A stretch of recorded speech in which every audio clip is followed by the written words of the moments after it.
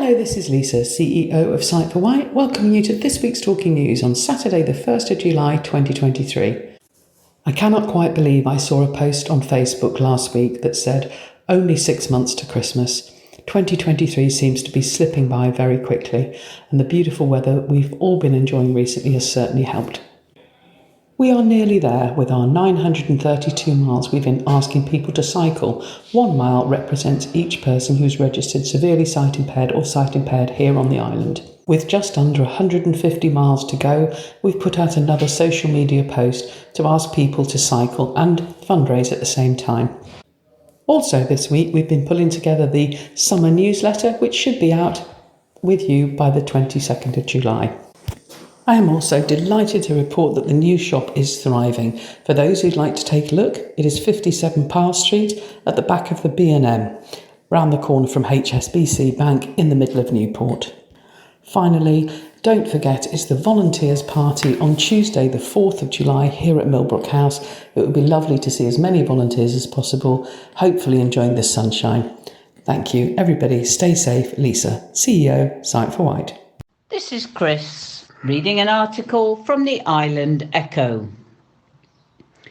Housing Association partners with social enterprise to help prevent homelessness.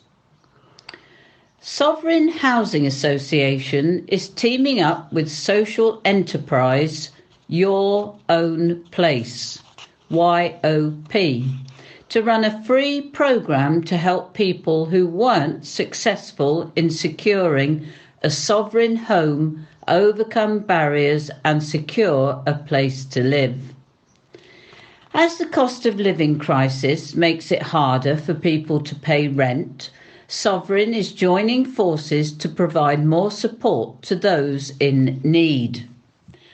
Sovereign will refer people who are unsuccessful applying for one of their homes, many of whom will have issues with affordability or lack experience in sustaining a tenancy, to the Steps to Tenancy Successes programme. Within this programme, Your Own Place, YOP, will work with the home seeker on a one-to-one basis, and in small groups, personalising the programme to meet their needs. Working in this way, the support will give people the best opportunity to have what they need to go on and successfully apply for a home of their own, either with Sovereign or another provider. Dan Russell, Lettings Manager at Sovereign, said, "We want to support people who are looking for a home and work closely with local authorities in housing those in the highest need. But there are times when we sadly can't offer a tenancy because if we did so, we could be setting someone up to fail. This is often due to affordability, so we are determined to do something about it." Erica Watts, Head of Employment and Skills at Sovereign, added, "We're really excited to be working with Your Own Place, who will use their expertise in preventing homelessness to support those customers to improve their financial situation, so we can turn that no into a yes the next time they apply, whether they apply to us or to another housing provider. And in future, we're also hoping to work with some of our local authorities to enable them to offer the programme to those applying to their housing registers." Rebecca White, Your Own Place Chief Executive Officer, added, "This is something really new and exciting for us. We are working with a new partner, and together we will be making a difference to people refused housing due to affordability. With our own online money, housing and tenancy workshops, a bespoke online portal of resources, as well as one-to-one support, we share the aim of improving access to housing and preventing homelessness. The programme will cover topics including managing money, housing, tenancy sustainment, and how to manage the rising cost of living. Alongside YOP's offer, participants can access Sovereign's digital inclusion and employment and skills services for free. The course will be a minimum of 12 weeks long, depending on the participants' needs, and will be delivered online so people can take part from home, regardless of where in the south of England they are based. More information can be found on the Steps to Tenancy Success webpage. This is Brian reading an article from the Island Echo. Plans submitted for former West White milking parlour to become luxury holiday let. A former milking parlour at a now closed dairy farm on the Isle of Wight could become a luxury holiday let. New owners of Sunningdale Farm on Cranmore Avenue in the West Wight, Tobias Brackett and Kate Denton, took over the farm in 2019 when it was in a rundown state. The couple currently keep pigs, sheep and ducks and supply local shops with produce in the area, but are now exploring different farm-based activities to support the venture. Plans submitted to the Isle of Wight Council proposed turning the former milking parlour into a luxury farm stay self-catering accommodation. Agent on behalf of the farm owners, Andrew White Planning Consultancy, said the rural nature of the building and proposed high standard of conversion would help it become a sought-after holiday let and provide a valuable contribution to the overall stock of tourism accommodation on the island. The agents say the existing buildings are in a dilapidated condition, with the milking parlour suitable for conversion. An agricultural barn on the site, once used as a dog kennel and cattery, could be demolished and be replaced by a more robust building to provide storage for farm equipment and possibly lambs in the future. You can view the plans, reference 23/00908/FUL on the Council's Planning Register. Comments can be made until the 21st of July. Vulnerable Isle of Wight children sent to Scotland due to lack of island care placements. From Isle of Wight Radio, read by Chris. Vulnerable Isle of Wight children have been sent as far as Scotland to be looked after due to a lack of available care placements on the island. The Isle of Wight Council is forking out millions of pounds to relocate them to the mainland. Since 2013, the number of off-island placements for children in the Isle of Wight Council's care has risen 365%, from 20 in 2013 to 93 in 2023. During the past 10 years, the Council has had to find 318 suitable placements for island children, costing the authority £32,464,445, a recent Freedom of Information request has found. Some of those placements have been just over the Solent in Hampshire, Southampton and Portsmouth. Others have been further afield in Wales, Scotland and County Durham, due to particular needs or availability.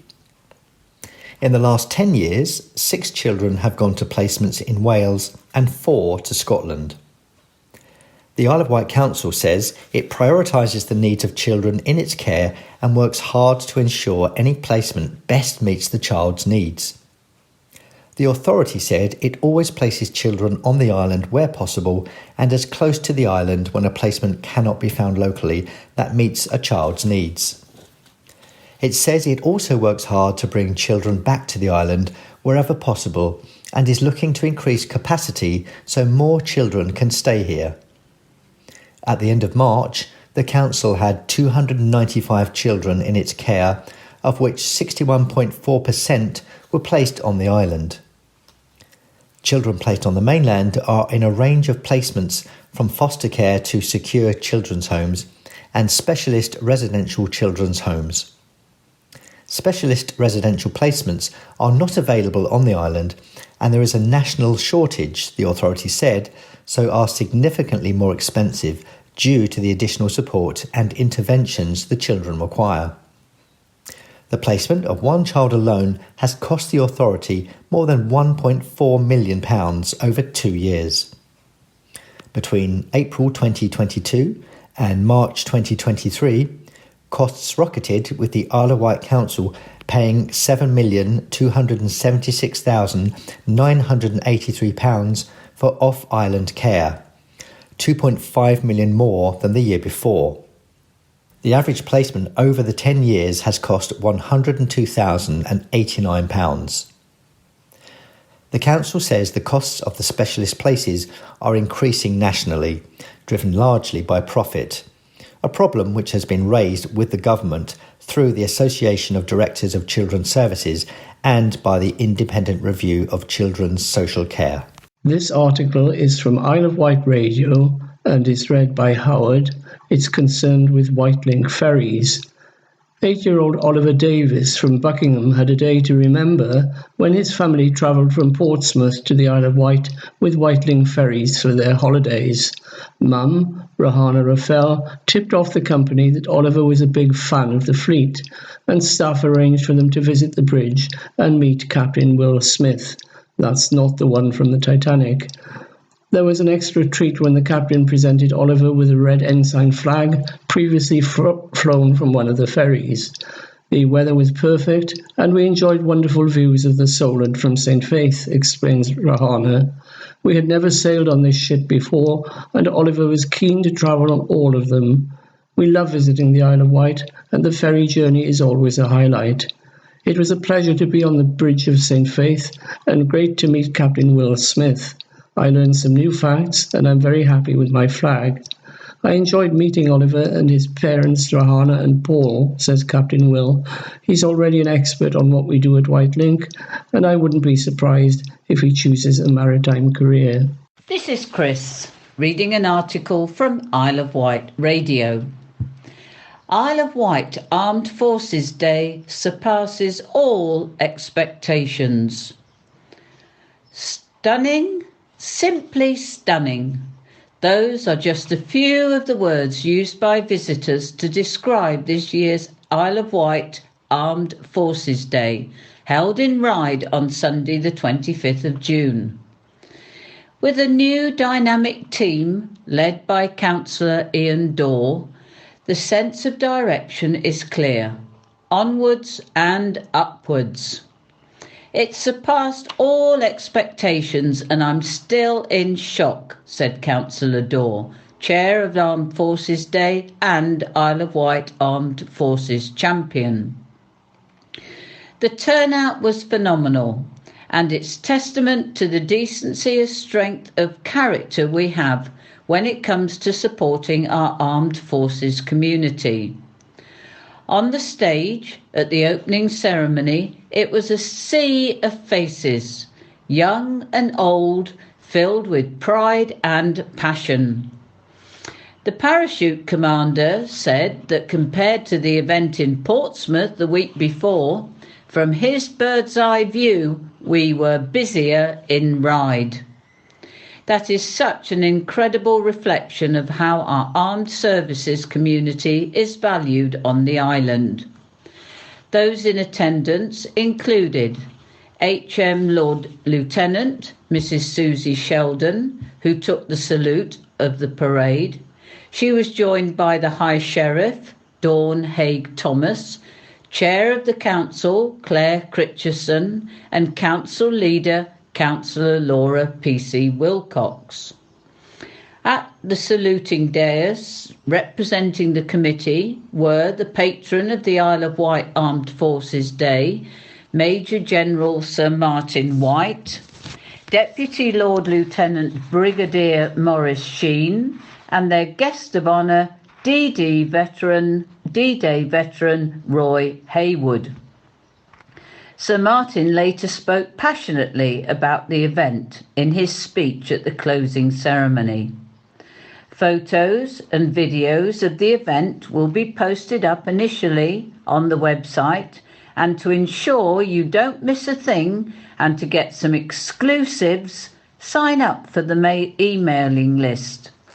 Armed Forces Day, Isle of Wight, can also be found on Facebook. Innovative Falls Response Service shortlisted for HSJ Patient Safety Award. From the Island Echo, read by Chris. A pilot scheme geared at helping islanders who suffer non-injury falls in their own home has been shortlisted as a finalist in this year's Health Service Journal, HSJ, Patient Safety Awards.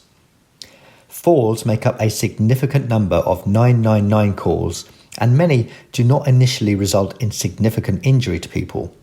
However, delays to such calls, as ambulance crews are sent to higher priority incidents, can lead to more harmful impacts, as people, who are often elderly, remain on the floor. With evidence showing that for every hour spent on the floor, the probability of hospital admittance increases by 10%, island officials recognised they needed to take a different approach to respond to the needs of island residents. Working in partnership, the Isle of Wight Council's Wight Care Service and the Isle of Wight NHS Trust Ambulance Service developed the Wight Care Community Falls Response, which was launched in March 2023.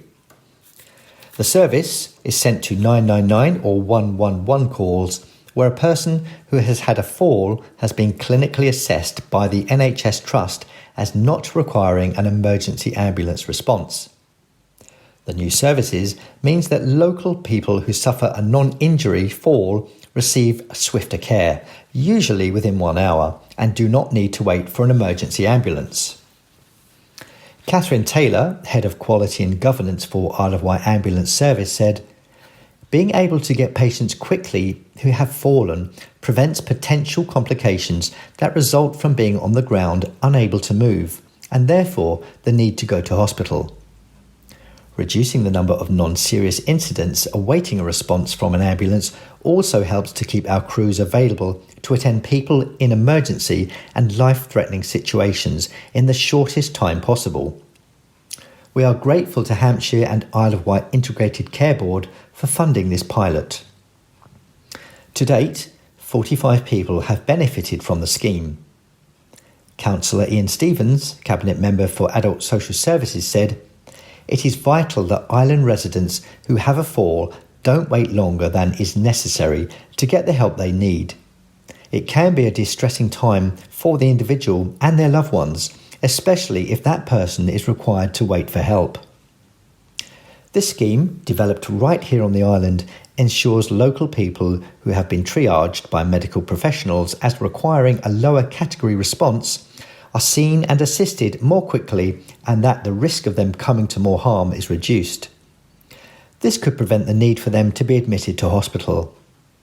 I would like to thank everyone involved in the project, which will make a real difference to the residents we serve. This article is read by Howard and is from the Isle of Wight Radio to do with Newtown Church.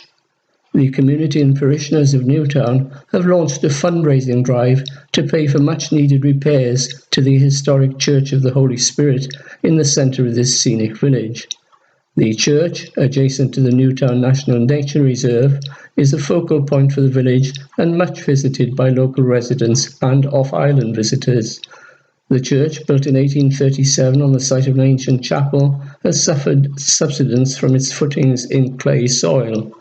Large cracks line two walls, and the windows have become insecure. Residents fear that if repairs are not made urgently, the church will fall into ruin. Church officials have obtained a detailed proposal and schedule of works by structural engineers Pritchard Wilmot and architect ERMC. The total cost of repairs is estimated at almost £90,000. A fundraising plea to local residents and parishioners has raised more than £40,000 from concerned individuals, and the church will dedicate its own £45,000 building fund to the project. Only a few £1,000s remain to be raised, but no work can begin until sufficient funds are in place. The church plays an important role in the community where local residents often meet, and it's an active place of worship with 2 regular services held every month. Newtown, formerly Francheville, Freetown in the Middle Ages, was once a thriving centre of commerce and trade on the island because of its enviable natural harbour. It has a unique place in history as a rotten borough that was allowed to send 2 members of Parliament to Westminster. By 1636, however, the village was in decline and the chapel, built in the 1400s, was in ruins.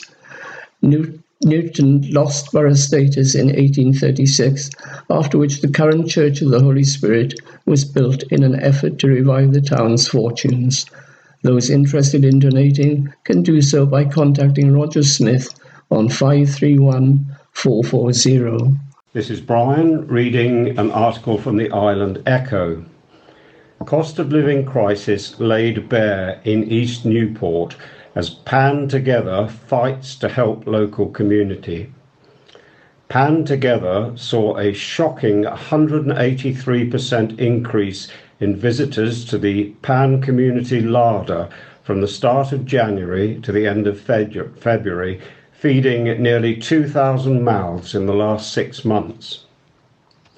The charity, which established the Community Larder in November 2022, has provided a lifeline to many feeling the pinch in the current cost of living crisis and only expects demand to increase as the crisis worsens.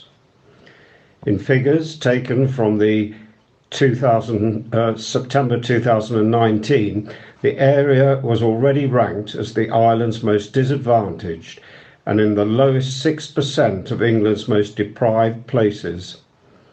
35% of local children were growing up in poverty compared to an England average of 17%.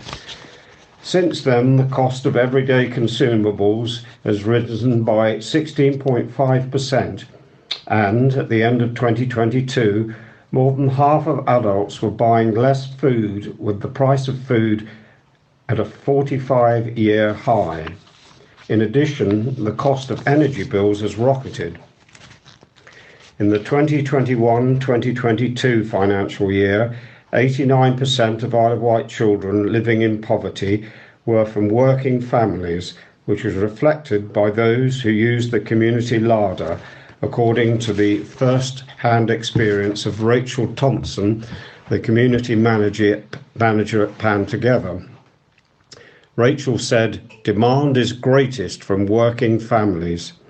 Rachel also went on to relate some heartbreaking stories of those who used the larder, including one woman who'd had to pawn her wedding ring to feed her kids, and another who admitted she had thought about stealing food in order to do so. Membership is free and nobody needs a referral to use the larder. Members then pay £5 per weekly visit for 2 carrier bags of fresh, frozen, refrigerated, tinned and dried food, as well as other household essentials, which are worth between £20 and £30. There are a wide range of organisations, companies and individuals who help to fund the scheme directly or through donations and providing collection points. Pan Together also helps the local community in various other ways, including by running free maths and English classes in their IT room, cookery classes in their training kitchen, and free drop-in sessions for those wanting to brush up their IT skills or get help with their CV. Their community cafe also provides wholesome, affordable food, whilst also acting as a welcoming social hub. Visiting the centre, which has won numerous awards for its work, you get a real sense of a community trying to come together in extremely challenging times. And there were some heartwarming stories here too of people being helped and then giving back in turn. Rachel talked of another visitor to the larder who lives in a tent. Like everyone else, he pays £5 and he chooses what he'd like to fill his 2 carrier bags with. Then, just before he leaves, he quietly puts half of 1 carrier bag back for other people. Why? Because having a tent is better than having no tent at all. This is Chris reading an article from the Island Echo. Waterside Community Trust plants trees in local schools. As part of a successful grant application, Waterside Pool was able to purchase over 300 saplings, some of which were planted at Waterside, with the rest being distributed to local schools to plant and grow on their school grounds. Todd Miller, the general manager, applied for the grant in an effort to improve the local wildlife, air quality, and as a way of giving back to the schools that support the centre. The schools involved in the project were Wootton, Godshill, Five Ways, Queensgate, St Mary's, Haylands, Brading, Ryde School and Greenmount. Miguel, the mainland parrot, goes AWOL on the Isle of Wight. From the Island Echo, read by Chris. A beloved parrot adopted last year by the team at Beaulieu Harbour Office on the Beaulieu River took an unscheduled holiday to the Isle of Wight last week, prompting concern over his whereabouts. Miguel, an Alexandrine parrot, was adopted by the team after being found by a group of canoeists last summer and accompanied them back to the harbour office carried in a box of San Miguel beer, from where he got his name. After attempts to locate his owner came to nothing, the Beaulieu Harbour became his new home, where his sociable nature made him a firm favourite amongst staff and guests. However, last Friday, June 23rd, the team at Beaulieu River issued the following heartfelt appeal on social media. Unfortunately, our beloved parrot Miguel has gone missing. We believe he managed to get out overnight. Please look out for him around the river, Buckler's Hard Village and the River Walk. He responds to his name and is partial to some fruit. The following day, the team at the Wild Heart Sanctuary in Sandown on the Isle of Wight were alerted to reports of a parrot which had been seen in the nearby Yaverland car park. In a post on social media they said, "On Saturday, the animal care team were called to assist with the rescue of a very friendly parrot spotted in the Yaverland car park. He was taken to the sanctuary and looked after by our team." As it turned out, the parrot was Miguel, who had flown all the way to the island.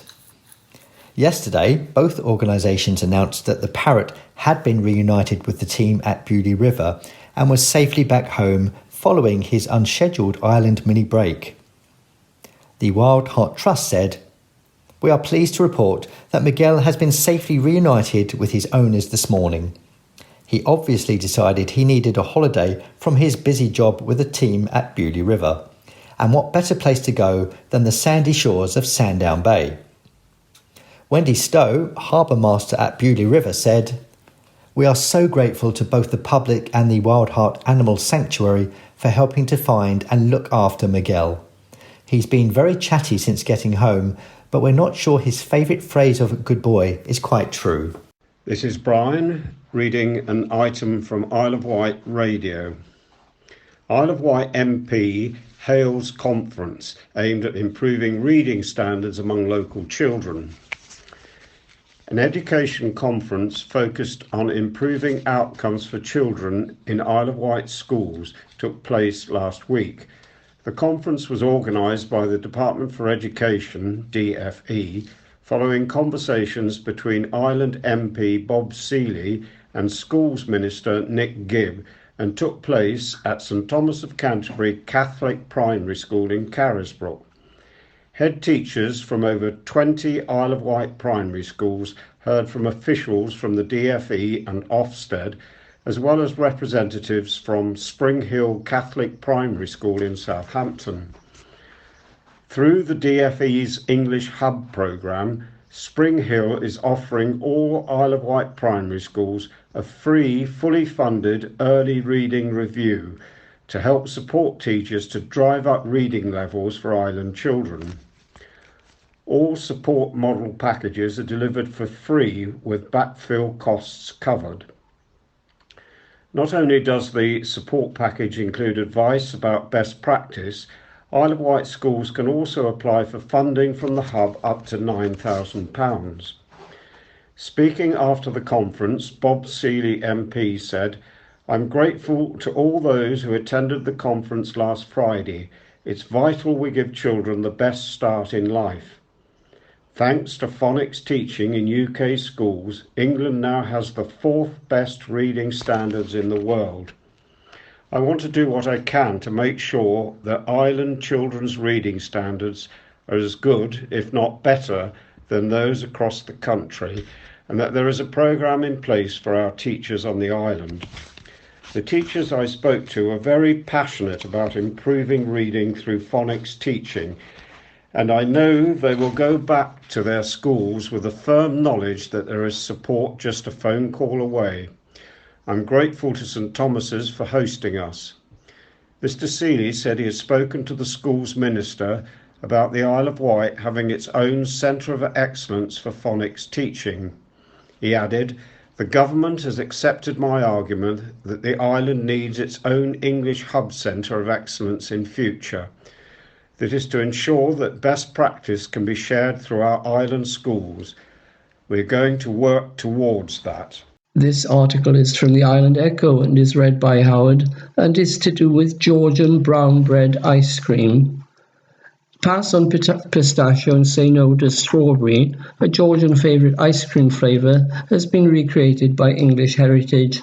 The charity announced as it serves soft scoops of brown bread ice cream at historic sites across the country, including Osborne House on the Isle of Wight.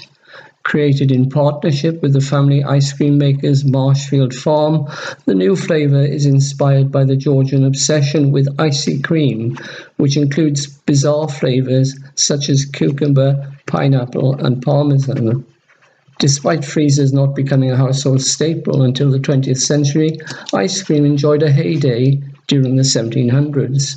Some of today's favourite ice cream staples, such as chocolate and pistachio, were enjoyed during the Georgian period.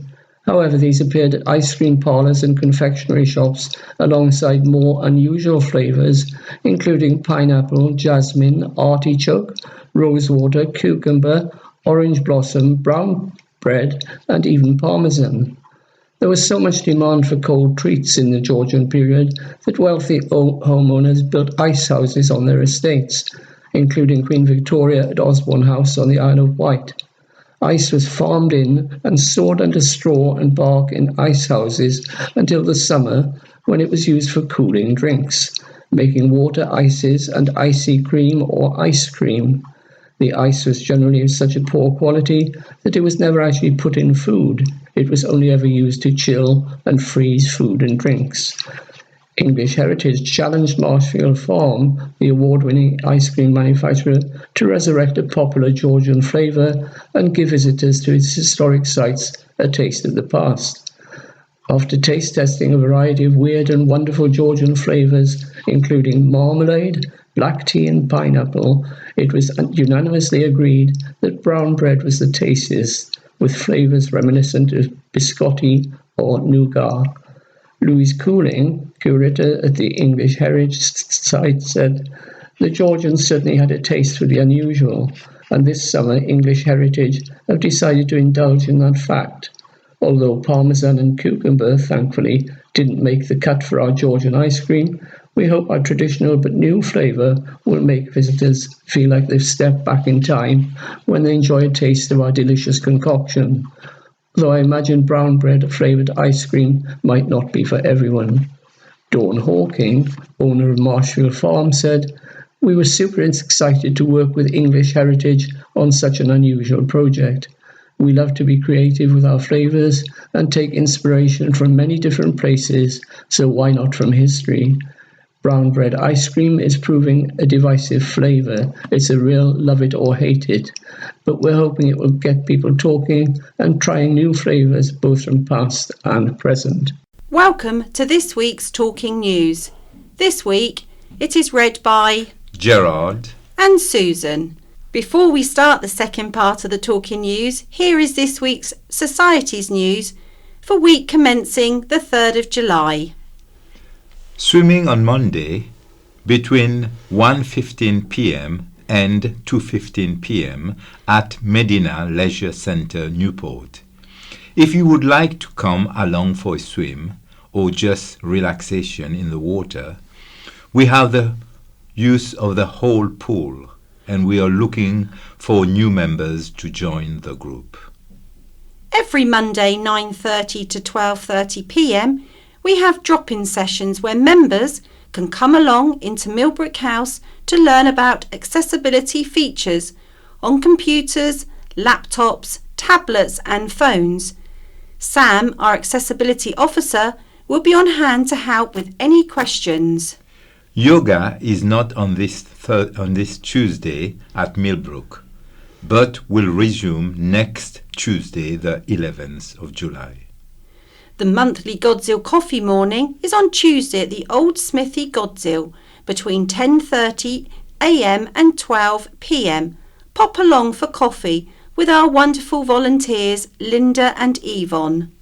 Coffee and chat will be on Wednesday between 10 a.m. and 11:30 a.m. here at Millbrook House. Please come along and chat with members, friends and staff. Laura Guljar, our ECLO officer, will be in attendance if you would like to pop along and chat with her. Fortnightly tennis is now up and running at the Ryde Mead Club in Church Lane, Ryde. The next session is on July the 17th, starting at 9:30 to 10:30 a.m. The group are inviting anyone to go along and try and will make you very welcome. The RVYC Disability Sailing Day is on Saturday. All places have now been allocated, and Susan will contact you with final details. We hope the sun shines and the weather is kind and everyone enjoys the high seas. This week at Sight for White, we will be celebrating all our wonderful volunteers when we invite them to Millbrook on Tuesday to a thank you party. Without volunteers, our charity would not exist, and we would like to thank them all for their time and commitment. Our sponsored cycle ride is reaching its goal of 932 miles, and we have raised over £800 so far, and the grand total will be announced once all monies have been collected. For any further information of the activities or events mentioned, please do not hesitate to call the office on 522205. And now we move on to the weekly news. Campaign launched for new Isle of Wight postcode. An anonymous campaign set up to get the Isle of Wight its own unique postcode has proved controversial. A group called Isle of Wight Postcode Campaign appeared pop-up on social media this week. Its members think the island deserves its own Isle of Wight code instead of being classed as PO. We are the IW, not Portsmouth.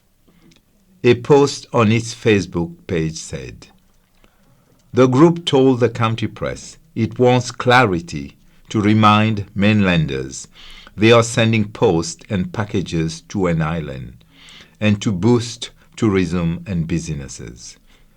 The group says new postcode will create employment opportunities.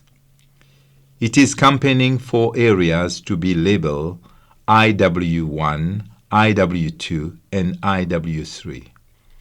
However, it said IW30 for Newport, IW31 for Cowes, and IW32 for East Cowes is also possible. To gauge the opinions of islanders, one resident set up a poll on the Isle of Wight Community Information Facebook page. At the time of press, it showed 84%, or 1,380 of the 1,623 people who had responded did not want the postcode to be changed. Meanwhile, 16%, or 245 respondents, were in favor of the campaign.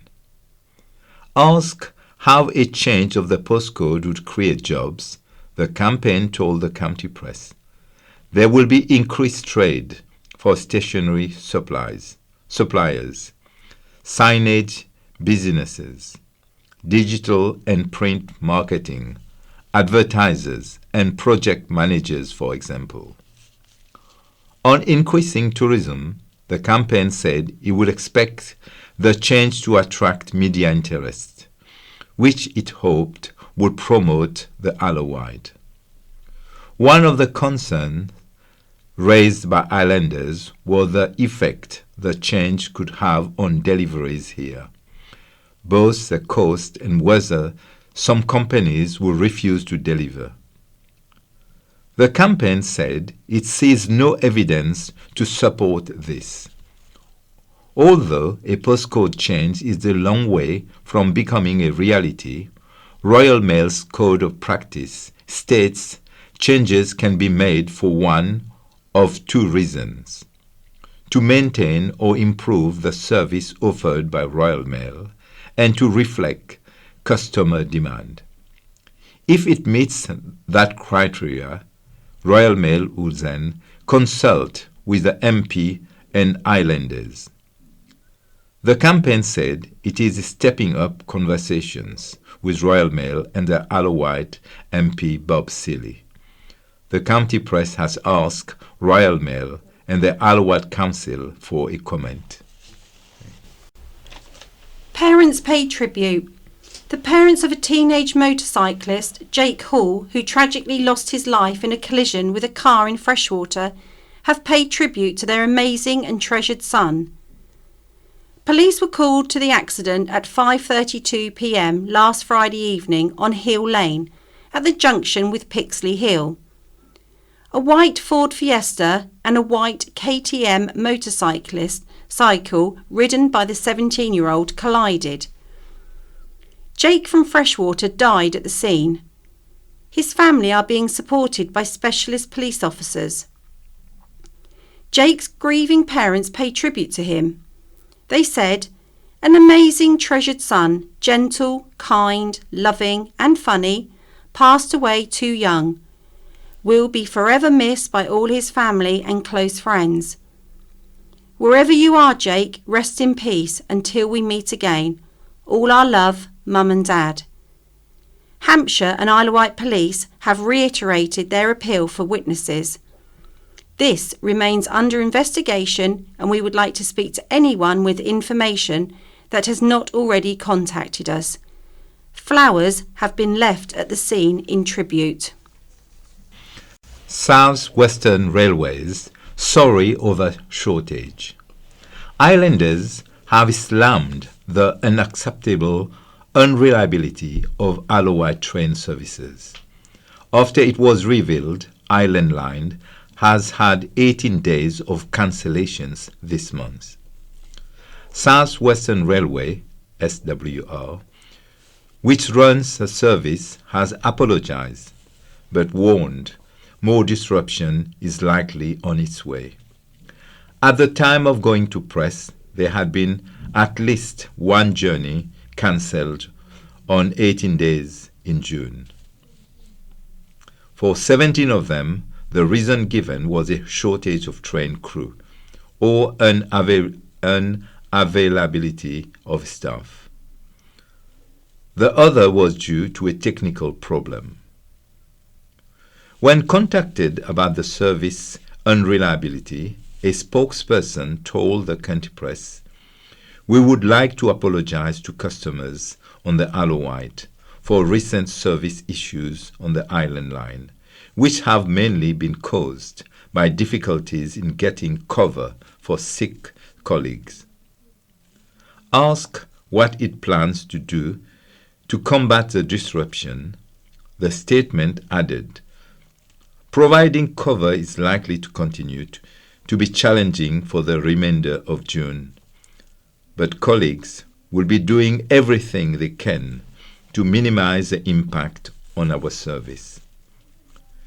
When Island Line was given a 26 million upgrade in September 2019, it was hoped the service would become more punctual with reliable trains. However, Islanders say the service has become hit and miss. Users have contacted the County Press to voice their frustration. One visitor to the island said they won't be coming back until the train situation is sorted out, while others have called the service hit and miss. There really is no excuse for this. Another said, it has also drawn comparison with floating bridge, another mode of transport which has been plagued with issues. Disruption is also expected into next month, that is July. From Monday, the 3rd of July, to Friday, the 7th of July, there will be a planned closure of the Island Line, while staff complete refresher training in preparation for the reopening of the Ryde Pier Rail Line on Monday, the 10th of July. During the closure, 2 rail replacement bus services per hour will run in both directions between Ryde Esplanade and Shanklin. Constituency boundary review cuts Island in half. We now know which Isle of Wight constituency we will be living in after the next general election, which must take place before January 2025. The final recommendations have been published by the Boundary Commissions for England, a day after they were submitted to the Speaker of the House of Commons. The island has been split from top to bottom into Isle of Wight East with 56,805 and Isle of Wight West with 54,911 voters. Newport and East Cowes are included in Isle of Wight West. The government now has 4 months to give the plans to go ahead. If the changes get the green light, there will be 2 Isle of Wight MPs. The long-running review's aim has been to make constituencies across England more consistent. The Isle of Wight has been a single seat in the House of Commons since 1832, and it has been the largest constituency in the UK. The UK average of registered voters is 73,181, but the Isle of Wight had 113,021 in 2019. In that election, current MP Bob Seeley won 56% of the vote, based on a turnout of 74,442. This week, Secretary to the Boundary Commission for England, Tim Bowden, said, "The recommendations we have published today mark the end of the thorough and consultative process to build the new map of parliamentary constituencies. We have taken into account over 60,000 public comments, travelled the country and heard many passionate views about how to best reflect local community ties in our recommendations. We are confident that our final recommendations are the best reflection of the statutory rules Parliament has set us. We are incredibly grateful to everyone who has participated in the 2023 Boundaries Review. We already know the names of some of those who will be seeking election. Isle of Wight East candidates include Councillor Joe Robertson, leader of the Isle of Wight Council's Conservative Group, and Vic Lothian, Isle of Wight Green Party. Isle of Wight West candidates will include Bob Seeley MP, Conservative. For the Green Party, Cameron Palin's West candidacy must be ratified by members in July. Meanwhile, Isle of Wight Labour is seeking nominations and will confirm a name after September. However, Richard Quigley wants to stand in the West. Other candidates have yet to be declared. Community centre building could become dental practice. As a dental crisis continues on the island, could a new practice in Ryde be the answer? Plans have been submitted to the Isle of Wight Council to transform the former Youth and Community Centre on Ryde High Street into a dentist surgery. The lack of appointments and availability of dentists has, in the last 2 years, become an issue for islanders, as some have struggled to be treated. The plans for the new dental practice on Ryde High Street has been submitted by Darko Boski, currently a dentist with Bupa Dental Care in Ryde and the Sandown Dental Practice. The practice in the heart of town could have 15 full-time employees, with 9 clinical rooms, a reception area, sterilization room, main office staff, and break room. The large space is currently vacant, but the lower ground floor is being used as a children's nursery and will remain so if the practice is approved. A new floor could be created in the upper part to house 5 of the clinic spaces. A platform lift is proposed, creating disabled access from the high street. View the plans on the Council's planning portal. Comments can be made by July 21st. Wheels meet again for Vic. Hundreds of classic cars descended on Chale last week. 2 separate events were held. The first was a celebration of life of the organiser of the Isle of Wight Classic Car Extravaganza, Vic Galacousi. The much-loved member of the island community died suddenly in May. Following his funeral, which was in Surrey, more than 100 vehicles gathered at Chale Recreation Ground on Friday, June the 24th. Car enthusiasts lined up to spell out a giant V in honour of the former actor who starred in TV show The Bill, and they parked in lines as a tribute. The memorial was organised by Ken Bloomfield and his wife Jane, who were also behind Sunday's 6th annual White American Chale Classic Car and Bike Show. At that event, more than 400 vehicles, from cars to motorcycles, turned out. Awards were also handed out to some car owners. Organiser Ken Bloomfield deemed the event a roaring success, with around £2,000 raised for charity. Cost of marriages and deaths rises. Prices for a range of vital island services have risen, including cremations, burials, marriages, and civil ceremonies. The fee increases have been implemented after they were approved by the Isle of Wight Council in its budget earlier this year. The authority is expected to make $300,000 from the increase in fees and charges for the bereavement services and $15,000 from the regulatory services based on a 10% increase. In the regulatory services, however, the average price increase is roughly 28%, so the council could make more.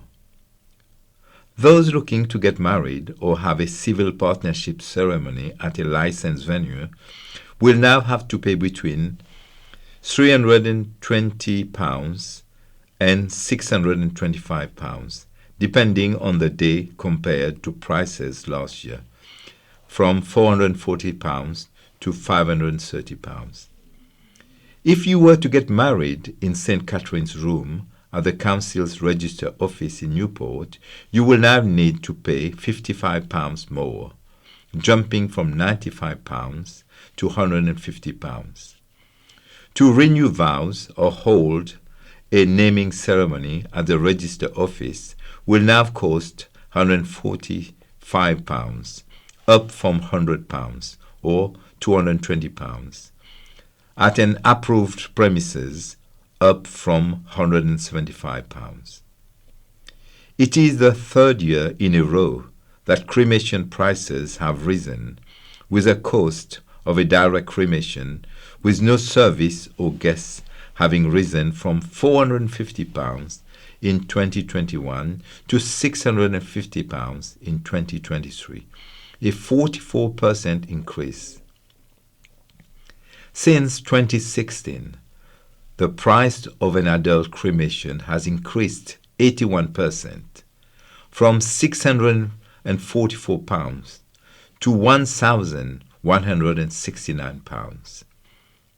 A single service fee, which includes cremation, the use of the organ, and of an organist, has increased 20% on last year, jumping from £1,065 to £1,277. The controversial fee to charge families to live stream a service, which was introduced last year, has increased from £55 to £66. A new £12 cancellation fee for the live stream has since been added. While burial fees were frozen last year, most charges this year are being hiked up by 20%. An adult burial will now cost £1,537, up from £1,281, with the cost of a grave rising from £898 to £1,078. Memorials will also cost more, with a granite memorial in the baby garden rising from £519 to £623. Islanders flocked to see Masterpiece. More than 2,500 islanders flocked to see Constable's The Cornfield in Newport at the start of June as part of the National Gallery Visits Tour. In partnership with Visiting Exhibition, the Museum of Island History welcomed over 750 visitors, including 180 people on June the 10th, to a family engagement day. Children could jump into the Constable painting and take themselves back in time to life in 1826, exploring the day-to-day artefacts from that time. Throughout the week, local creative health charity Independent Arts offered creative workshops in singing, sculpting, watercolour drawing and photographic mediums. Julie Jones-Evans, Cabinet Member for Economy, Regeneration, Culture and Leisure, said, "Just seeing the joy and emotion on people's faces as they took in the painting was priceless. Having the opportunity to spend time with it, looking for all the details and connecting one's own life experiences was really special."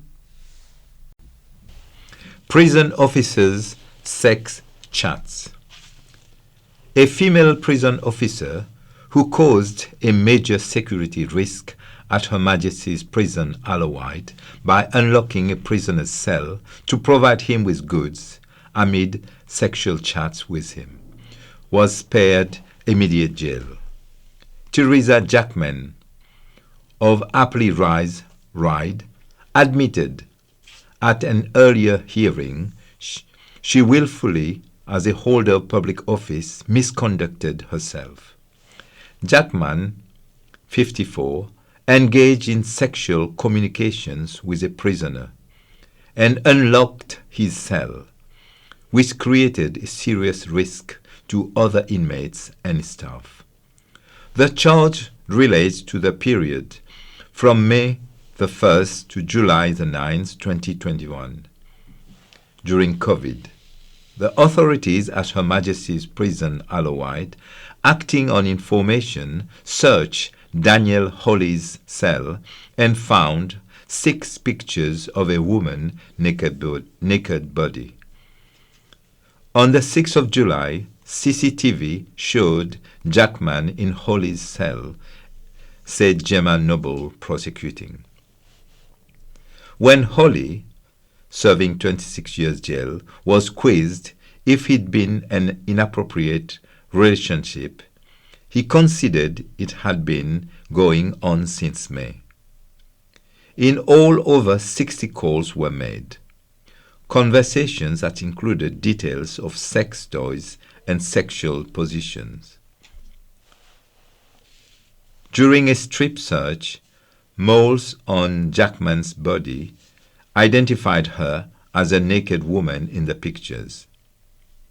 But it was the unlocking of the cell during a period when prohibited to open any of the 73 prisoners' cells on the wing due to there being only one officer on duty, namely Jackman, that was deemed a major security risk.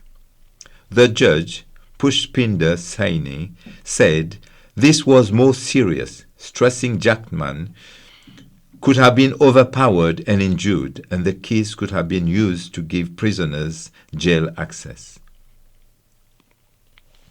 Jackman, a prison officer for 20 years, was Holly's key worker and claimed she brought him sweets, coffee, and stationery.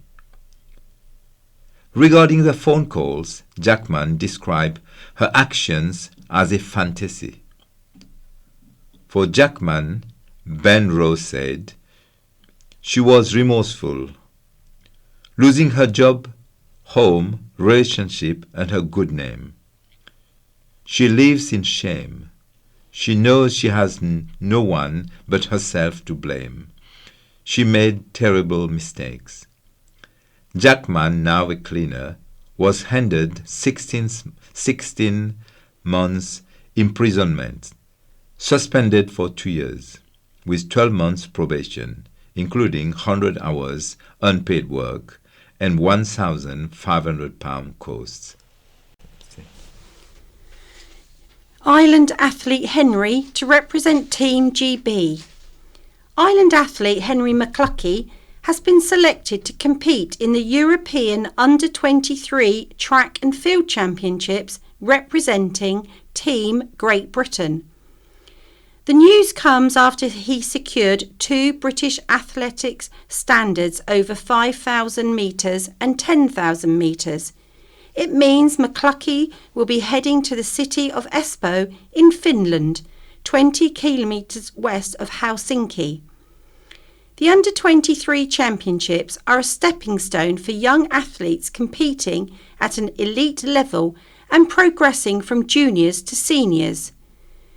The event is biannual, and thus it was the only opportunity McCluckie had to make the GB team. British Athletics decided not to take a full team, so selection was made even more difficult this time round. Recovering from COVID, McCluckie had to prove his fitness, which he did over 3,000 metres in Bracknell, finishing in 8 minutes and 5 seconds.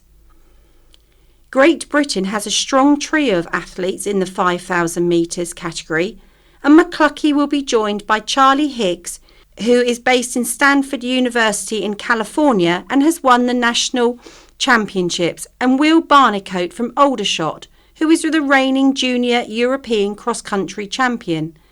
Running coach Jeff Watkins said, This has been a tough GP team for Henry to make, but trips to altitude in Flagstaff, Arizona and South Africa, plus a lot of hard work, have paid dividends as he continues to make progress in becoming an elite distant runner. It will be a very tough race against the top Europeans, but these level of competitions are an important part of the learning process. Education support delays. The Isle of Wight Council has come under fire for not producing support plans, which are used for students with special educational needs quickly enough, and in some cases not assessing pupils at all. The authority, however, said it is focusing significant attention on getting education, healthcare plans created as soon as possible, and parents should have confidence in the level of support currently being offered in schools. Figures from the Council revealed only 62% of EHC plans were produced within the 20-week time frame it should take. While it is above the national average, roughly 60%, the time it took to produce one was a source of great frustration to parents and children applying, said the Council Assistant Education and Inclusion Director, Natalie Smith. Ms. Smith told an education scrutiny committee last week it was not a figure to be celebrated, as it indicates the scale of the issue with EHC plans. EHC plans are for children and young people who need more support than is available at schools or education facilities, and set out what is required to meet those needs. Ms. Smith said the Council is trying to improve the quality of plans as well. Chair of the Education Committee, Chancellor Richard Quigley, highlighted figures which said the Isle of Wight Council was the biggest local authority to refuse to assess whether an EHC plan was necessary. He said of 253 applications, 114 children were refused to be assessed. Ms. Smith said it was not a bad thing, as it means the plans were not being agreed inappropriately, and the island was different to other local authorities in that more parents applied for an EHC plan than school staff. A number of parents want their children to have an EHC plan, but they don't meet the threshold in those cases. It is right, there is a no to assess, she said. What we need to do is continue to increase parental confidence in schools, being able to meet the needs of their children without an EHC plan. Then we won't get so many applications from parents of children that are nowhere near the threshold. Councillor Quigley said he hoped the Council would not top the tables next year.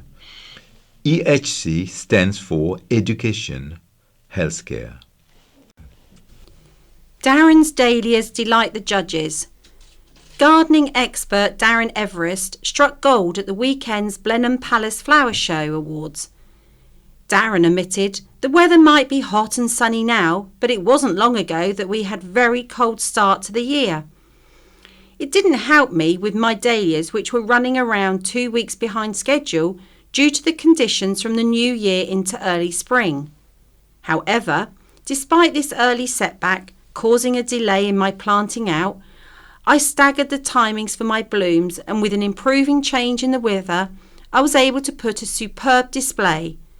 Just a week earlier, I only had 2 blooms in colour in my polytunnels, so to get a full display out on the day was nothing short of a miracle. I can't quite believe that I was able to even put up a reasonable display, let alone be awarded a gold.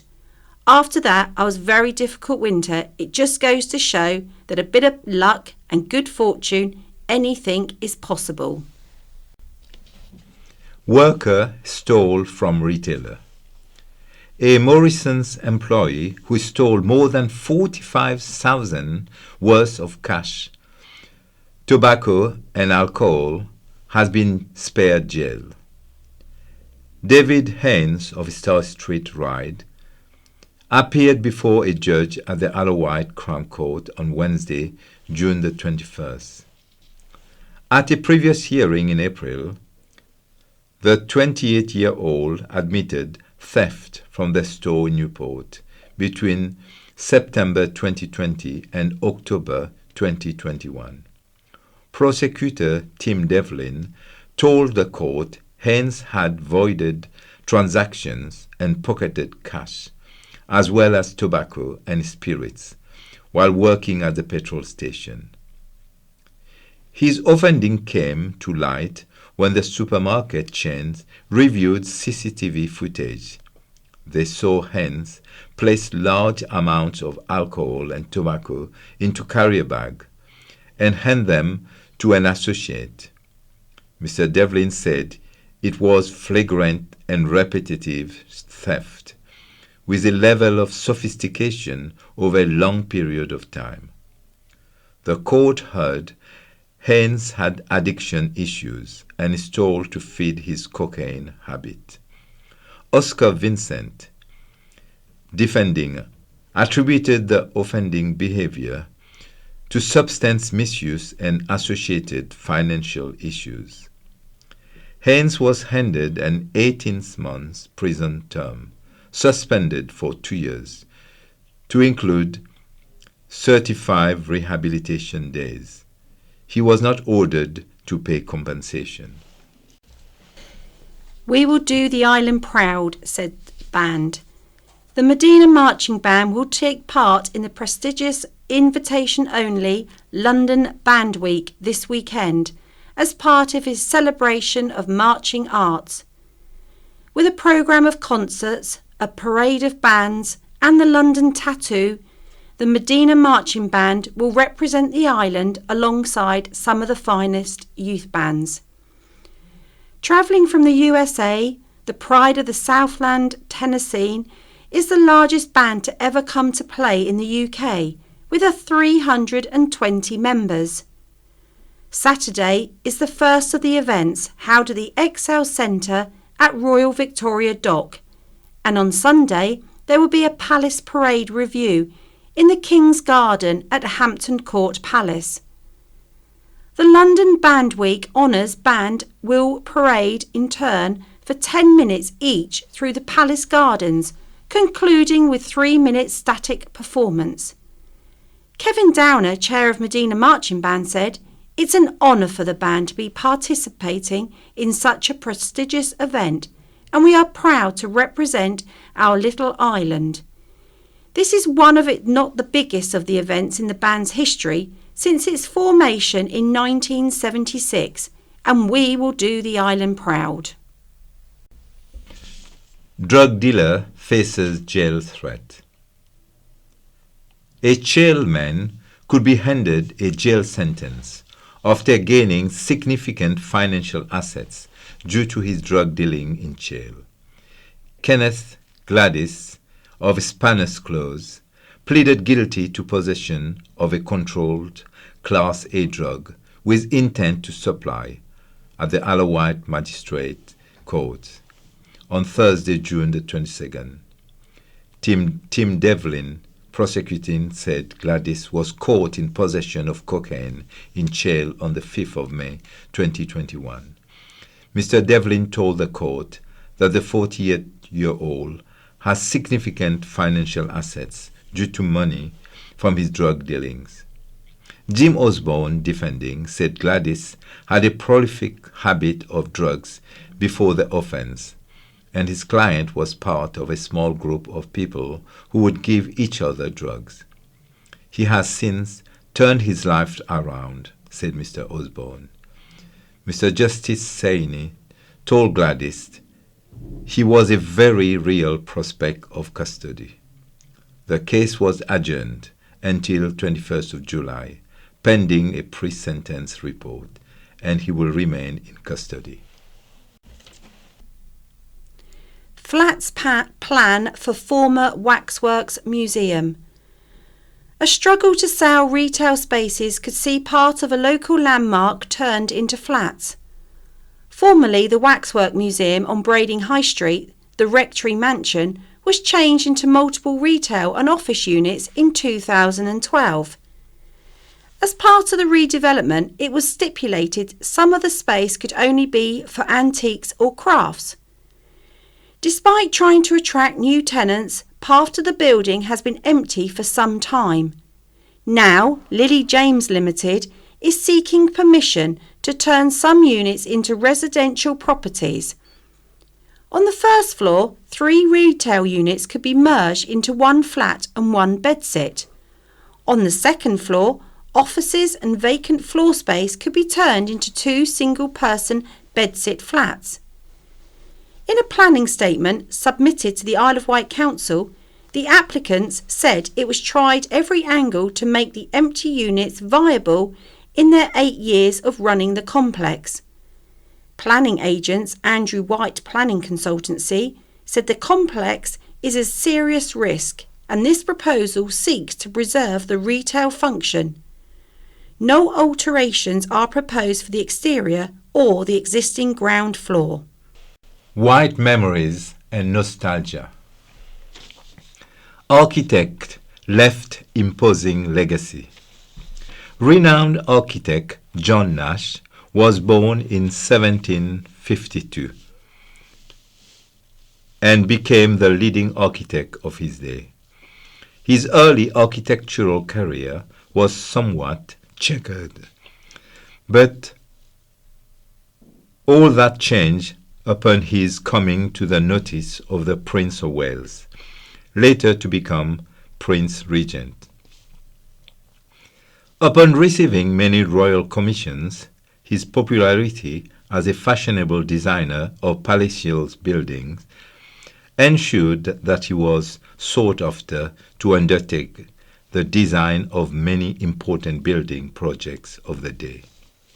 These included Regent Street in London, the development of Regent's Park in London, the remodeling of Brighton Pavilion, the redesigning of Buckingham Palace, and many other notable buildings. He also designed many ornate castles, one of which was his own dwelling, East Scouse Castle, his Alawat home in the early 1800s until his death in 1835. During his residency at the castle, he entertained many notable people of the day, the Prince Regent and J.M. Turner, the artist, who produced paintings wherein the castle featured, were among many other leading people of the period, who would also have visited as guests. He also owned Hampstead Estate on the island, and it was there, on the western bank of Newtown Creek, that he had a brickworks which operated the first railway system on the island. It comprised of a horse-drawn goods transport railway running around his estate.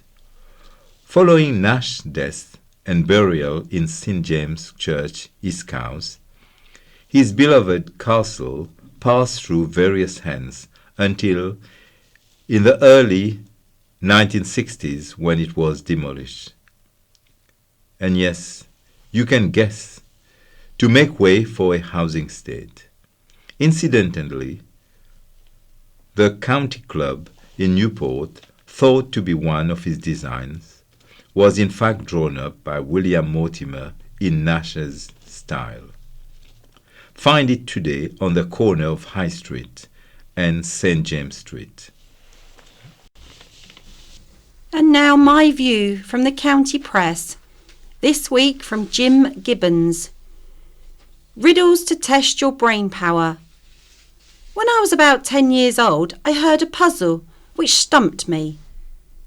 The length of a fish is 9 inches plus half its length. How long is the fish? If the length of the fish depends partially on the length of the fish, where will it all end? That is the earliest of the puzzles and riddles which became an abiding interest with me. Most, but not all, could be called recreational maths. Another early memory was the question asked on the radio: can a man marry his widow's sister? The expected answer was no, because he's dead. The trick answer was yes, if he does it first. The explanation was, suppose the man married A and A died, and he married her sister B, and then the man dies, so B is his widow, and he was married her sister. As a further complication, it used to be illegal in the UK to marry a deceased wife's sister, and Gilbert of Gilbert and Sullivan had some jokey references to that. A riddle popular with Victorian uncles at Christmas was to ask at a Christmas party, who would like to see something no one has seen before, and no one will ever see again? He would then crack a nut, display it to all, and eat it.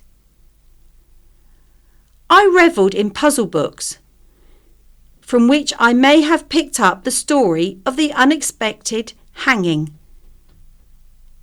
A man in Ruritania had murdered someone or insulted the dictator and had been sentenced to be hanged, and the law was that it must take place within 7 days. But as a doubtful mercy, he must not be allowed to know what day beforehand. The prisoner said to another, well then, they can't hang me at all. If they left it till the 7th day, clearly I would know that would be the day that it is not allowed. That being the case, they can't hang me on the 6th day, and so on. What happened? They came in on Tuesday and hanged me regardless, to his surprise. In my last article, I asked who wrote, "Some books are undeservedly forgotten, none are undeservedly remembered." That was from W.H. Auden. Now, suppose you have a pond and you put a water lily, which is to be prolific in doubles the area it covers every single day. After 32 days, you notice it has completely covered the pond. My question is, when did it cover half the area of the pond? Moldova Aid Trip was my inspiration, by Matthew Couch. I may be only 12, but I have discovered the responsibility to change, something for the better, lies with all of us, no matter how small and insignificant we might feel. My parents work with East Coast-based charity Mad Aid, where there is a quote on the wall by John F. Kennedy which reads, "One person can make a difference, and everyone should try." I like helping others, and I have just been shortlisted to become an I Will ambassador, which is a nationwide scheme for young people aged 10 to 25 who are passionate about making a difference in their communities. In May, I went on a humanitarian aid trip to Moldova with my parents and other volunteers from Mad Aid. While I was there, I like helping to deliver food, medical aid, children's clothes, and even toys to families at some of the many projects that Mad Aid supports. The trip has made me appreciate how lucky I am and how different life is in Moldova, which is one of the poorest countries in Europe. We visited the Mother and Child Institute, the main children's hospital in Chisinau, where Mad Aid has pledged to raise money to renovate 2 neonatal wards, which have not been upgraded since 1966 and are in poor state, with tiles falling of the walls, dangerous wiring, and a ventilation system which has not worked for years. While at the hospital, I met Gabriel Nebunu, a famous Moldovan pop star, as well as a British ambassador for Moldova, Stephen Fisher. They were helping to raise awareness of the state of the two wards. Another one of the things Mad Aid does is collect medical equipment, which is no longer needed from across the UK, and deliver it to those in need in Moldova. This includes wheelchair, mobility scooters, and much more. We delivered mobility scooter to a young man in a village who had never had one before. He was so excited because it meant he could leave his home and go to the local shop. I visited Mad Aid's Phoenix Center in Riscani, which includes a day center for children with special needs. I enjoyed a craft workshop with the children, and I had a swimming lesson with some of the youngsters with disabilities. At a Ukrainian refugee center in Milhai Beni, in northern Moldova, I met 2 Ukrainian children, and I offered them a choice of toys and other things. The little boy gave me the biggest smile as he ran off with a packet of sweets, and the girl chose coloring pens. When we went to leave, she gave us each a drawing she had done. Back in the UK, I joined Ukrainian families on a visit to Cineworld in Newport as part of Mad Aid's work to help Ukrainian refugees living on the Isle of Wight. You might also spot me helping at Mad Aid's events this summer. I kept a diary of what I did in Moldova to help me remember, so I can tell my friends about my experiences and hopefully inspire them to do something for the good of others. Help me support Mad Aid at justgiving.com. And now public information by Bob Seeley MP. We must focus again on driving up reading skills. The gift of learning that teachers give to our children, to our island community and to our nation is unique. Teachers are some of the most important people in the island community, and teaching children to love reading is perhaps the most important role that a primary teacher has. Last week at St Thomas of Canterbury Catholic Primary School in Carisbrooke, many of our island's primary school heads came together to plan how we can help island children to read better. I was privileged to join them. Thank you to you all at St Thomas's for hosting us. The teaching system now uses in our schools is called phonics. There is overwhelming scientific evidence that it works. Indeed, it is making us a world leader in education. Our children came fourth in the world in early years reading. That is an extraordinary achievement, and one that we need to shout about more. Conservative governments have focused on the phonics teaching system in primary schools since 2010.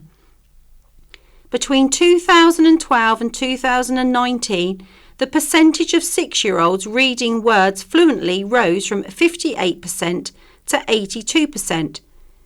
That sadly went backwards under COVID, and on the island, sadly, our children's reading is lower than the national average. That's why we need to focus again on driving up reading skills. There is financial and practical support for schools up to £9,000. Teach a child to read well and they are much more likely to lead fulfilling lives, to express themselves, to work, to enjoy books and culture. Literacy is a disaster for individuals and our society on so many levels. There are 2 stats that never fail to surprise me. First, 6 out of 10 inmates in our prison system have the reading ability of an 11-year-old or less. Second, success in life is not dependent on class or race background, but reading ability. Our Reading Centre of Excellence is in Southampton, and I thank them for their support. But I have told ministers, and they have agreed, that we must have our own centre of excellence on the island. For head teachers who missed out on our day, please contact the Department for Education or myself if you'd like to know more. I thank so much those teachers, our early reading heroes, that are encouraging children to love reading. It is a true gift that they have. And now we turn to What's On.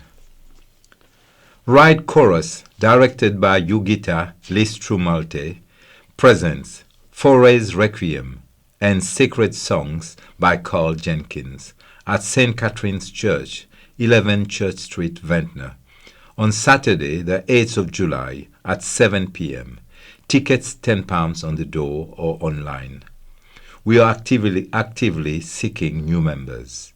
For further information, telephone 077 71 26 36 18. And next weekend, the 8th and 9th of July, sees the Royal Isle of Wight County Show once again at the County Showground, Northwood. Children go free with every paying adult. There'll be entertainment, animals and best of the island, showcasing food and drink, markets, island arts, etc. And with the summer coming up, there is a lot of theatre shows at Medina and at Shanklin, and for more details, contact the box office for both premises. And now we turn to letters. The star letter of this week. Buses Were Rip-Off by Lee Waite from Reading. Dear Editor, as a mainland visitor to the Isle of Wight Festival, what a wonderful time we had. The place was buzzing and the festival was wonderful. The buses very efficient and everyone helpful. I did, however, think the buses to Newport direct to the festival were extortionate at £8 return. I appreciate they have to cover their overheads and bring in more drivers. Every bus appeared to be packed. Everyone was spending money in the shops, cafes and bars. It's just a shame it felt like a rip-off. At Reading Festival, our buses don't rip off our visitors in this way. We are just happy to get the festival visitors enjoying and spending time and money in our town. Thank you. From Dave White of East Cowes.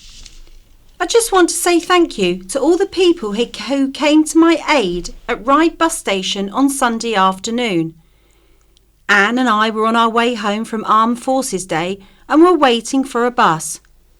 I felt unwell and Anne went to the Southern Vector's office to borrow a chair. Before she got back, I had collapsed. When I came round, I was surrounded by people offering help. One young lady phoned for an ambulance and lent me her phone to talk to the ambulance service. This call went on for some time, and the young lady waited patiently for me to finish and return her phone, thanks to her and her friends for their kindness. 2 paramedics arrived. They were from the emergency services stand at the event. They checked me over and decided I was fit to return home under my own steam. I've rambled on a bit, but I was helped by so many people. A lady who said she was an ex-staff nurse, the young lady with the phone, the fire service, the ambulance paramedics, the lady from Southern Vectors, and several others who offered help. Once again, thank you. Soundbite, a letter by Bill Moore from Gunville. Last week, Bob Seeley called the majority Conservative Select Committee that recommended that Boris Johnson be suspended for 90 days for knowingly lying to Parliament, a kangaroo court. Yet, later he voted to support the Select Committee's decision. So come on, Bob. You either voted to support the decision of a kangaroo court or you were wrong to denigrate members of your own political party for the sake of a soundbite. Cocktail Heroes from Barbara Jackson of Sandown. I have got into the habit of taking Tesco's weekly delivery service for granted, and each week I include 2 of their finest prawn cocktails, which have become my favourite meal. At the age of 91, meal times have become an important focus for each day, and I so look forward to my prawn cocktail, lettuce and brown seeded bread and butter. But this week, disaster! As I packed away my groceries, my prawn cocktails were missing, and I knew I had carefully confirmed in the morning that they would be safely with my order. I immediately rang Tesco's, and a delightful young lady took the details, checked that I was who I said I was, and spoke to 2 of her colleagues. She told me my prawn cocktails would be delivered in the morning. Disaster averted. Sure enough, at 10:15 a.m. the next morning, one of my regular delivery men rang the doorbell looking puzzled. "Your order, Mrs. Jackson." "Just 2 items," he said.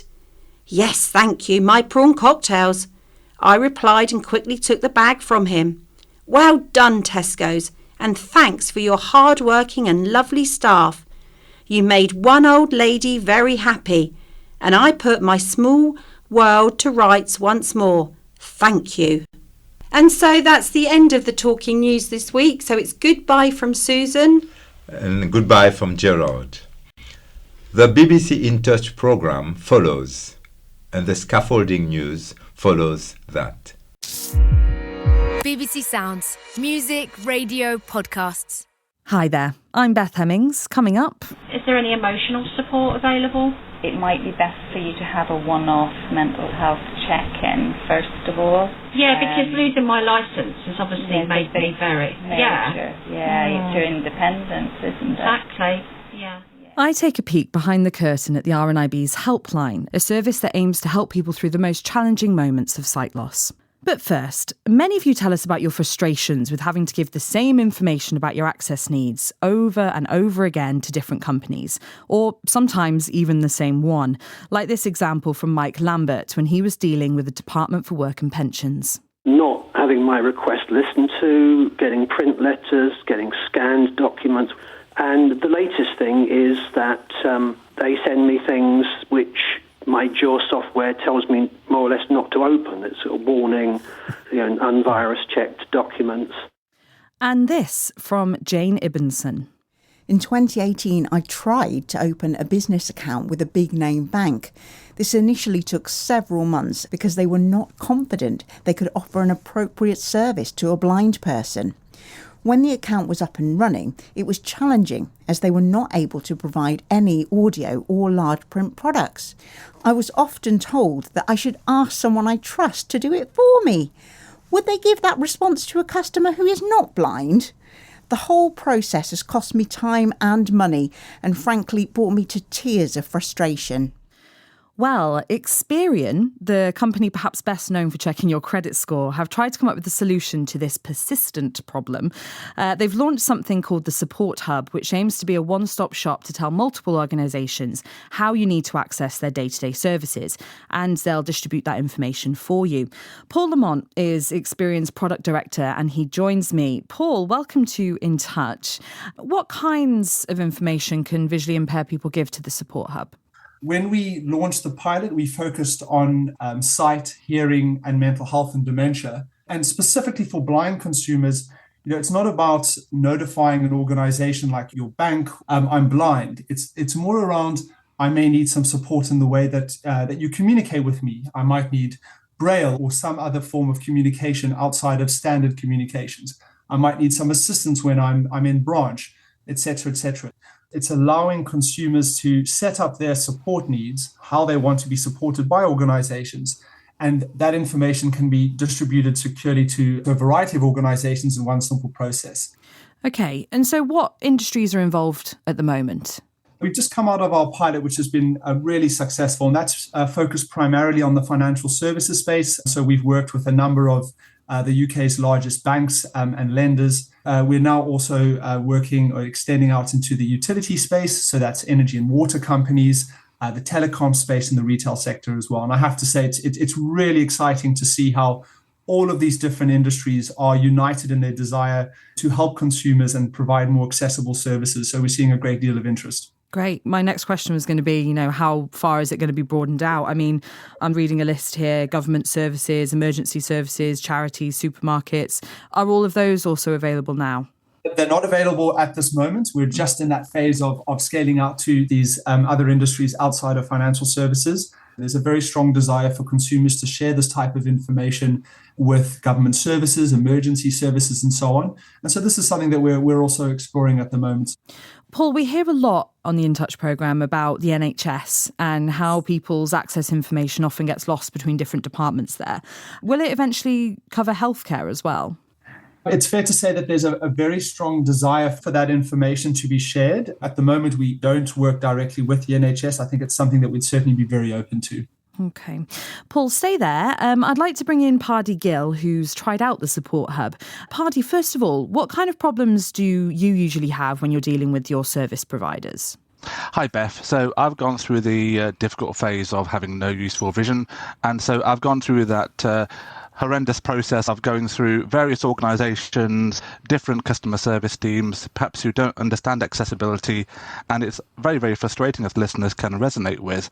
And I was very excited by this one-stop process on one platform. I went in with an open mind, and I was asked to test the functionality, accessibility. There was one or two bugs along the way, but you expect that in a beta testing. When organisations contact me, I can let them know that I can't respond in writing to letters or post. My site support needs, for example, could revolve around I require digital audio CD or large giant print, Braille grade 1 or 2. And my real positive hope is getting more providers on board, which would get best practice on accessibility. So did you actually hear back from any of the organisations that you registered? I did. There was a national bank on there that I was a customer with, and I got an email confirmation once they received my support needs, and I also received a confirmation that my support needs had been met. Paul, Pardy is a very tech-savvy blind person, but a lot of other people may not be. At the moment, I believe the Support Hub is only available as an online offering. So will someone be able to call up, say, in the future? We have started with the digital service. In fact, a lot of consumers prefer that digital channel, but at the same time, there are also very much consumers that would prefer a conversation, either whether that's in person or on the telephone. And so what we're doing now is we're exploring or should I say we're actually developing out a solution where consumers can work with some of our partner charities and perhaps even in the future, the very organizations they want to share with and have that conversation, and that information then feeds through to Support Hub. So it's very much something which we will be solving for in the future. So it's not so much that Experian themselves will have, a dedicated phone line. It will be a case where the individual will then have to go through a third party. Surely that's not going to be as, efficient. What we have seen from the research and from the feedback in the pilot is that consumers want to be able to work with organizations and service providers often that deliver the service. That engenders a lot of trust. And so that's what we would lead with initially. We're at the early stages of the product's evolution. As we grow, we'll be adding additional functionality, making sure that we're accessible to a wider set of users as well. Finally, Paul, where do people go to use the service? You can go to www.experian.co.uk/support hub. That is a website hosted by Experian. Okay. Paul Lamont, Pardy Gill, thank you very much indeed. Now, if you heard last week's programme, you'll likely remember the story of outdoor adventurer Wayne Pugh. When he suddenly lost his sight 13 years ago, he was in complete despair and wasn't sure where to turn. Many of you may recognise that feeling from your own experiences of sight loss, and so we thought we'd take a look behind the scenes at the RNIB's helpline services. Its aim is to support you through every moment of sight loss, but especially those more difficult periods. And many of you have been telling us about your very positive experiences of using it, be it through their sight loss advice service, which provides support with things like benefits, education and work, or through their more general helpline, which deals with things like talking books and some assistive tech. Well, I recently paid a visit to the helpline base in Peterborough. This is the helpline. Yes, absolutely. Yeah, not saying that you'll need to use it, but you have the option to, should you need it. So we have 18 desks with people sitting at them talking to our customers. There's training going on. It's very busy. We overlook a really lovely park. We want people to have a nice environment, to be happy and feel passionate when they're coming in talking to our customers. That's Zoe Copestake. She is a senior manager within the helpline. We'll hear more from her later and about the side of the service that she manages.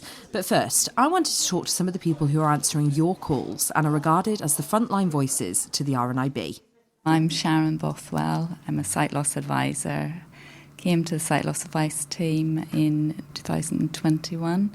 But previously I had been on the helpline for 3 years, so I had a brushstroke knowledge of the organisation and outside organisations and places we could signpost people to. But when I moved on to the sight loss advice team, then I more in-depth advice and where to refer people and local authorities. But the main areas, I think, are someone beginning out on the sight loss journey. So someone who's just newly diagnosed, they might want some information on their eye condition, how it's going to affect them because it's a very scary experience. And also then someone at the next stage where they're registered and their sight is not going to improve. I received a certificate of visual impairment, but I'm not really sure what to do next because the ophthalmologist was very busy, obviously, and he didn't really have time to sort of explain anything to me, so I'm a bit lost as to what happens next. Yeah, that's quite normal. We hear that a lot. So what normally happens is you'll be sent a copy, your GP will get a copy, Right. and there'll also have been a copy sent to the sensory support team at your local authority. They will contact you to do a sensory assessment. So they'll come out to your home. A quick note to say here that this one and the other calls you'll hear are genuine, but they've been voiced up for confidentiality purposes. Back to Sharon. It's up to us to sort of piece their life together maybe and try and put support in place to achieve and maintain their independence as much as we possibly can. Is there any emotional support available? Yeah, definitely. We have group sessions, so we have talk and support sessions. We I'd rather one-to-one, really. Would you? Okay. Yeah. It might be best for you to have a one-off mental health check-in, first of all. Yeah, because losing my licence has obviously made me very... Yeah, it's your independence, isn't it? Exactly, yeah. And you're always learning, so you never know everything. Benefits is massive and it changes all the time. We do benefit checks, so we identify if there's a benefit someone's not claiming that they're entitled to, and then we help them to claim that. We also make referrals for appeals and mandatory reconsiderations. But there's people that don't know about concessions and tax allowances that people who are blind are eligible for, like the blind person's tax allowance, TV licence reduction, blue badges, little things that slip the net sometimes. My name's Caroline Volrath and I'm the Senior Manager on the Advice Line. We're looking to build partnerships with other organisations and we've been doing some work, for example, with Step Change to build a referral pathway. As a part of our cost of living response, we've been doing a lot of work, as Sharon explained, around benefits. We've been looking holistically at the customer's financial situation to maximise their income and to save money on their energy bills wherever possible. And as part of that, we've upskilled 3 of our sight loss advisors in energy, and they've now got a level 3 qualification to deliver energy advice. The next logical step was to work with an partner organisation who could give debt advice. And if we have somebody who needs that type of debt advice, we can send that person to them. And likewise, if they have somebody with sight loss who's struggling with their finances, they can refer them into RNIB. So when we take the initial call, we'll make a judgment on that call whether it needs to be referred for casework. Every week, as sight loss advisors, we're allocated so many cases, and we work with that person for whatever length of time, should it be 2 months, 6 months, a year, until they're happy that they feel independent enough to get on with their own life. That's the nice thing about casework, I think, because you get to know people and they trust you. There's a lovely black Labrador waiting immediately at our feet here. Can you just tell me a bit about your sight condition? Sure. So I've got Stargardt's. It's a condition that affects the retina at the back of the eye. I'm registered severely sight impaired. That, I guess, helps me in my role as well, because I've lived through the sight loss journey myself in lots of different degrees from my 20s to only getting a guide dog a year ago. So, you know, I think if you live it, you know it, don't you? Good afternoon, RIB. You're through to Duncan. How can I help today? Hi there. I'm new to the Talk and Book service and I'd like to add an author, please. The author is Gervase Finn. Lovely. Whilst I'm doing that, have you also tried any of Jack Sheffield books? He was a teacher in Yorkshire too. I've actually not heard of him, but yeah, add him on as well. My name's Barbara Black and I work in the helpline. Our common queries would be about Talk and Books. That can range from, may I add authors, may I add new books, could I set myself up for Talk and Books? It might be someone from a different team, a sensory team, calling to set a client that they have up for Talk and Books. Do you get many queries about technology? We sometimes do get technology queries. It might be information about a new product that's coming out, or it could possibly be a product that they have, or maybe they've just got a general query about the correct way to use the product. If it was a more technical information that they wanted, the best people would be our Tech for Life team, or it might be the library for specific books. If it's something we can't resolve in one call, we will call back and find the answer out for them, or go to a different team to get the answer. It's really nice when you've got a member say to you, I really am so glad for Talk and Books and the RNIB provide Talk and Books. They are my lifeline. And I think that's what makes each call really good as well, when you get lovely feedback like that you are helping someone in their day-to-day life. I'd like to tell you a little bit about a new initiative that we've just started in the helpline. So we've started taking referrals from optometrists, GPs and eye care liaison officers in the hospital. The period between seeing the optometrist and the hospital can be quite a long time. And what we're trying to do is fill that gap there so that they feel a little bit more supported. So what we do then is we call them 6 weeks later to say, is there anything we can do to support you now? Can we help you in any other way? And we go from there. Everybody's sight loss is different. We've got between 20 and 25% of our staff have got lived experience of sight loss. So their experience of sight loss may be entirely different from our callers. So therefore, having that open-minded personality where they can not make assumptions about what somebody is going through is really vital. And Zoe, I'd like to pick up that point with you as well, actually. Do you have many people on your team that are visually impaired or have some kind of direct experience?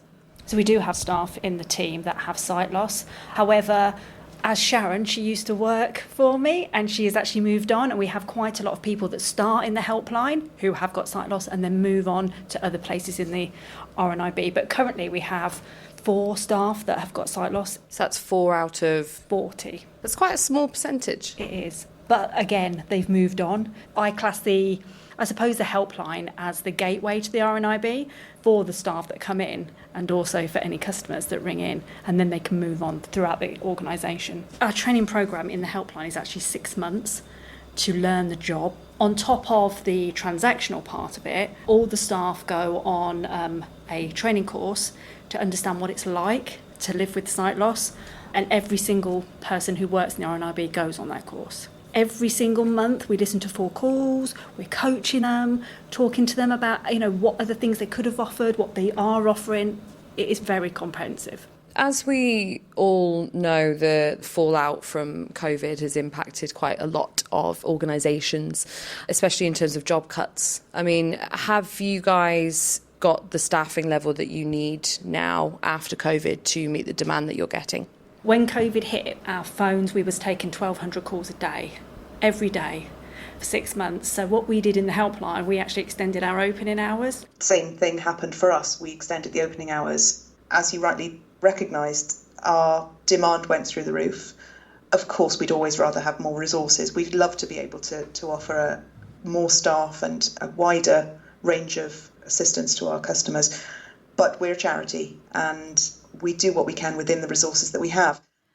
Caroline Volrath ending there. Well, if you'd like to get in touch with the RNIB's helpline, you can call them on 0303 123 9999 or email helpline@rnib.org.uk. That's about all we've got time for tonight. Next week, we'll be talking about tennis, which has widely been considered the hardest sport to adapt, especially if you have little or no vision. Well, now it's been done and it's becoming increasingly popular. So let us know, do you dabble or are you quite the professional hand? And of course, your thoughts and feelings about anything you've heard on tonight's programme are always welcome. You can email in touch at bbc.co.uk. You can leave your voice messages on 0161 836 1338 or go to our website if you're able to. That's bbc.co.uk/in touch. From me, Beth Hemmings, and studio managers Colin Sutton and Simon Highfield, goodbye. Scaffolding and skip news. Week commencing the 3rd of July. Newport area. 4 Carisbrook Road. Halifax. 116 High Street. Guildhall Clock Tower, High Street, Key Street. Topshop, 10 St James Square. Capital Jewellers, 24 St James Square. Newport Masonic Club, Lugley Street. 62 Castle Hold Lane. 15 and 16 Hollywood Street. 27 Pyle Street. Skips, Newport area, 10 Oak Road. Ride area, Hills Court, Newport Street. Freshwater area, 101 School Green Road. Yarmouth area, On the Rocks, Bridge Road, 4 High Street. Cowes area, 6 Terminus Road. 71 York Street. And Willie's Guitar Shop, 12 High Street. Shanklin area, Corinthian Court, Cross Street. Sandown area, Flat Sea, St George's Hall, George Street. And Ventnor area, Bly Cottage, Bly Shoot, Chale.